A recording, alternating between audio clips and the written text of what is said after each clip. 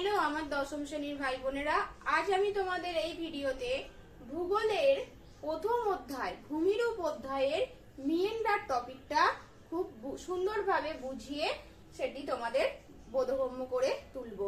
তো তোমরা এই ভিডিওটা পুরোটা দেখতে থাকো।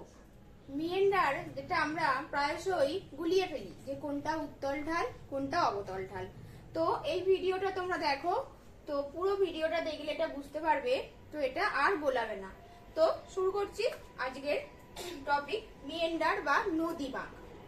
প্রথমেই মিয়েন্ডার যেটা হলো নদীর, এটা এমন একটা ভূমিরূপ যেটাতে যে ভূমিরূপে নদীর ক্ষয় এবং সঞ্চয় উভয় প্রকার কার্যই লক্ষ্য করা যায়।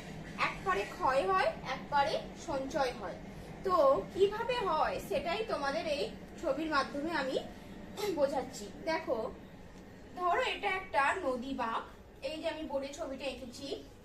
এই নদী বাঁকের ধরো এটা একটা নদী প্রবাহিত হচ্ছে, এই নদীর জলপ্রবাহ এই পাড়ে এসে প্রথম আঘাত করলো।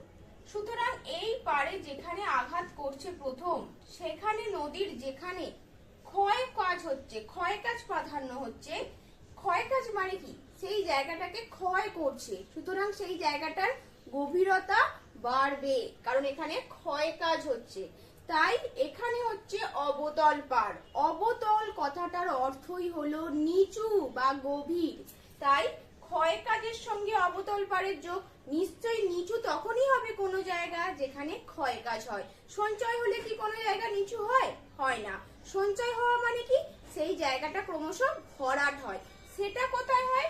ঠিক তার বিপরীত পার্শ্বে, ঠিক এই নদী পাড়ে যেখানে অবতল পাড় হচ্ছে, ঠিক তার বিপরীত পার্শ্বে সেখানে নদীর কি জলপ্রবাহের বেগ এখানে তুলনামূলকভাবে কমে যায়, যার ফলে এই ক্ষয়জাত পদার্থগুলোর এখানে সঞ্চয় হয়। আর সঞ্চয় হওয়ার জন্য এখানে যে পাড়টা গঠিত হয় সেটা হলো উত্তল পাড়। সুতরাং আশা করছি এই ভিডিওটা দেখলে তোমাদের এই মিয়েন্ডার ধারণাটা পুরোটাই বোধগম্য হবে। সুতরাং ক্ষয় কাজের সঙ্গে আমাদের যুক্ত অবতল পাড় আর সঞ্চয় কাজের সঙ্গে যুক্ত উত্তল পাড়। তো আমরা দেখতেই পেলাম যে নদী মিয়েন্ডার, যেটা তুরস্কের মিয়েন্ড্রস নদীর নাম অনুসারে হয়েছে। তো নদী মিয়েন্ডার যেখানে ক্ষয় এবং সঞ্চয় উভয় কার্যই প্রাধান্য পাচ্ছে। এক পাশে হচ্ছে অবতল পাড় এবং অপর পাশে হচ্ছে উত্তল পাড়।